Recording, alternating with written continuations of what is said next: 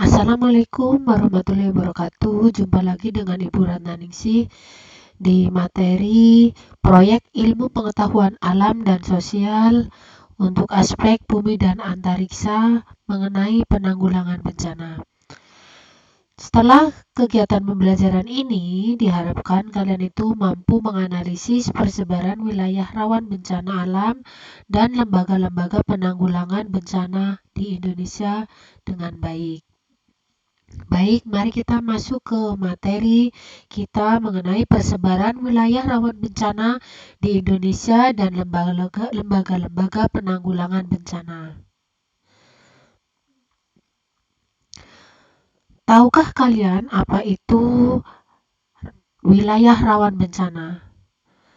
Telah kita pelajari bersama bahwa setelah geologis, Indonesia berada pada pertemuan tiga lempeng tektonik, yaitu lempeng Eurasia, lempeng Pasifik, dan lempeng Indo-Australia, di mana ketiga lempeng tersebut merupakan lempeng yang aktif dan saling bertumbukan. Kondisi seperti inilah yang menyebabkan potensi rawan wilayah di Indonesia. Baik, kita masuk ke pengertian daerah rawan bencana. Daerah rawan bencana atau hazard region adalah suatu kawasan di permukaan bumi yang rawan bencana alam akibat proses alam maupun non-alam. Kemudian, kerawanan bencana atau hazard vulnerability adalah tingkat kemungkinan suatu objek bencana untuk mengalami gangguan akibat bencana alam. Kemudian, perhitungan indeks rawan bencana Indonesia atau biasa disingkat dengan IRBI itu adalah merupakan suatu perangkat analisis kebencanaan yang berbentuk indeks yang menunjukkan riwayat nyata kebencanaan yang telah terjadi dan menimbulkan kerugian. Baik, ini adalah gambar dari potensi bencana alam. Ini adalah peta persebaran wilayah rawan bencana alam di Indonesia. Nah, di sini kita tinggal melihat gambarnya di mana ada beraneka warna yang menerangkan tentang risiko potensi bencana alam. Upaya untuk menanggulangi bencana alam ini ialah dengan mengidentifikasi wilayah rawan bencana dengan cara memetakan wilayah-wilayah rawan bencana dan risiko bencana. Sedangkan di sini ada prinsip dasar pemetaan wilayah rawan bencana alam antara lain 1. Menganalisis jenis dan sebaran wilayah rawan bencana.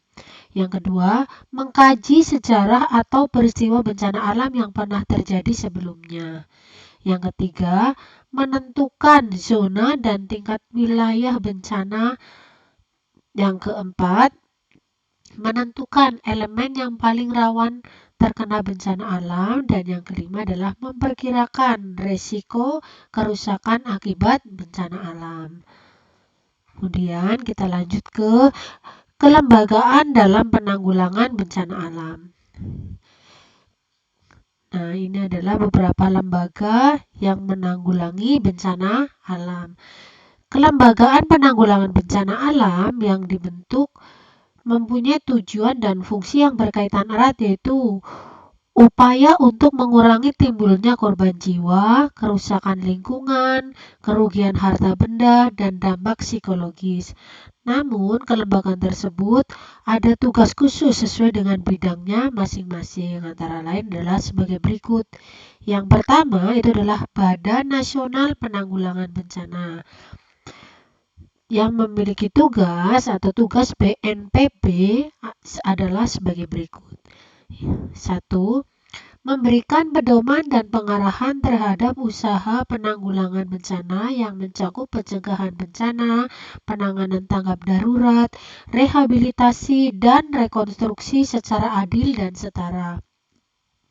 Yang kedua, menetapkan standarisasi dan kebutuhan penyelenggaraan penanggulangan bencana berdasarkan peraturan perundang-undangan. Yang ketiga, menyampaikan informasi kegiatan penanggulangan bencana kepada masyarakat. Dan yang selanjutnya, melaporkan penyelenggaraan penanggulangan bencana kepada Presiden setiap sebulan sekali dalam kondisi normal dan setiap saat dalam kondisi tanggap darurat. Selanjutnya, itu adalah ada Badan Penanggulangan Bencana Daerah. Badan Penanggulangan Bencana Daerah adalah badan pemerintah daerah yang melakukan penanggulangan bencana di daerah. Badan ini dibentuk oleh pemerintah daerah melalui koordinasi dengan Badan Nasional Penanggulangan Bencana.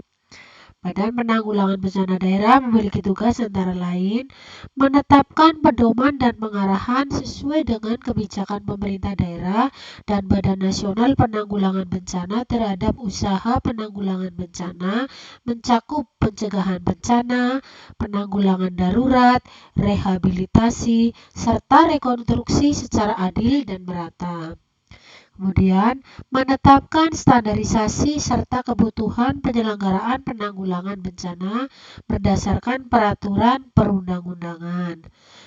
Dan yang selanjutnya, menyusun, menetapkan, dan menginformasikan peta rawan bencana.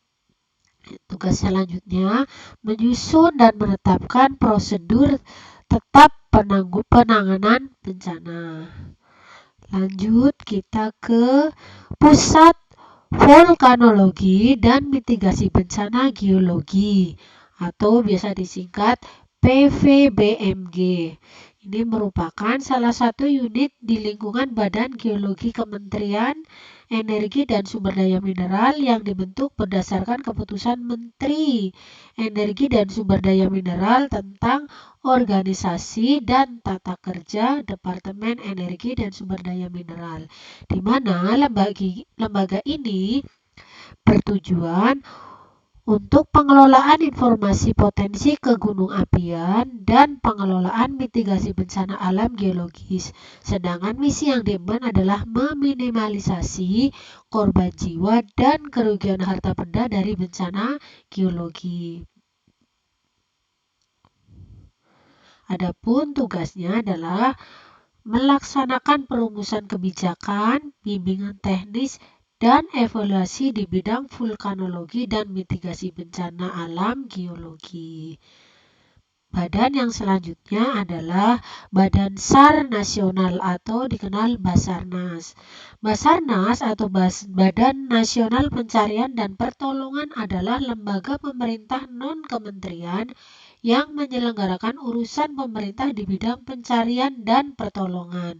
Pencarian dan pertolongan adalah segala usaha dan kegiatan mencari, menolong, menyelamatkan, dan mengevakuasi manusia yang menghadapi keadaan darurat dan atau bahaya dalam kecelakaan, bencana, kondisi membahayakan manusia. Nah, di sini tugas dan fungsi dari SAR adalah menangani musibah pelayaran dan atau penerbangan dan atau bencana dan atau musibah lain dalam upaya pencarian dan pertolongan saat terjadinya musibah. Badan selanjutnya adalah Badan Meteorologi, Klimatologi, dan Geofisika atau biasa dikenal dengan BMKG. Badan Meteorologi, Klimatologi, dan Geofisika atau BMKG sebelumnya ini bernama Badan Meteorologi dan Geofisika atau BMG adalah lembaga pemerintah non-kementerian di Indonesia yang mempunyai tugas melaksanakan tugas pemerintah di bidang meteorologi yaitu cuaca, klimatologi itu iklim, kualitas udara, dan geofisika sesuai dengan perundang-undangan yang berlaku. Fungsi dan wewenang BMKG antara lain adalah perumusan kebijakan nasional dan kebijakan umum di bidang meteorologi atau cuaca, klimatologi atau iklim, kualitas udara, dan geofisika. Yang kedua, perumusan kebijakan teknis di bidang meteorologi atau cuaca, klimatologi atau iklim, kualitas udara, dan geofisika.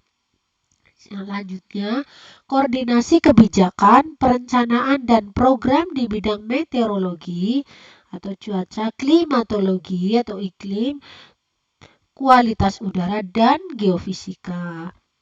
Kemudian, pelaksanaan, pembinaan, pengendalian, observasi, dan pengolahan data informasi di bidang meteorologi, itu tentang cuaca, klimatologi, ini iklim, kualitas udara, dan geofisika. Selanjutnya, pelayanan data dan informasi di bidang meteorologi, klimatologi, kualitas udara, dan geofisika. Selanjutnya adalah lembaga usaha. Lembaga usaha mendapatkan kesempatan dalam penyelenggaraan penanggulangan bencana baik secara tersendiri maupun bersama dengan pihak lain. Terkait hal tersebut, ada beberapa hal yang harus dilakukan oleh lembaga usaha, yaitu pertama, lembaga usaha menyesuaikan kegiatannya dengan kebijakan penyelenggaraan penanggulangan bencana. Yang kedua, lembaga usaha berkewajiban menyampaikan laporan kepada pemerintah dan atau badan yang diberi tugas melakukan penanggulangan bencana serta menginformasikan kepada publik secara transparan. Yang ketiga, lembaga usaha berkewajiban mengindahkan prinsip kemanusiaan dalam melaksanakan fungsi ekonominya dalam penanggulangan bencana. Yang terakhir, ini adalah lembaga internasional. Lembaga internasional adalah organisasi yang berada dalam lingkup struktur organisasi Perserikatan Bangsa-Bangsa dan atau yang menjalankan tugas mewakili Perserikatan Bangsa-Bangsa atau organisasi internasional lainnya dan lembaga asing non-pemerintah dari negara lain di luar Perserikatan Bangsa-Bangsa.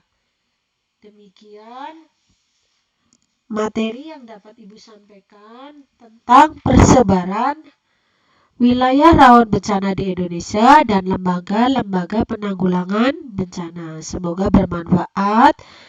Terima kasih sekian dan terima kasih. Wassalamualaikum warahmatullahi wabarakatuh.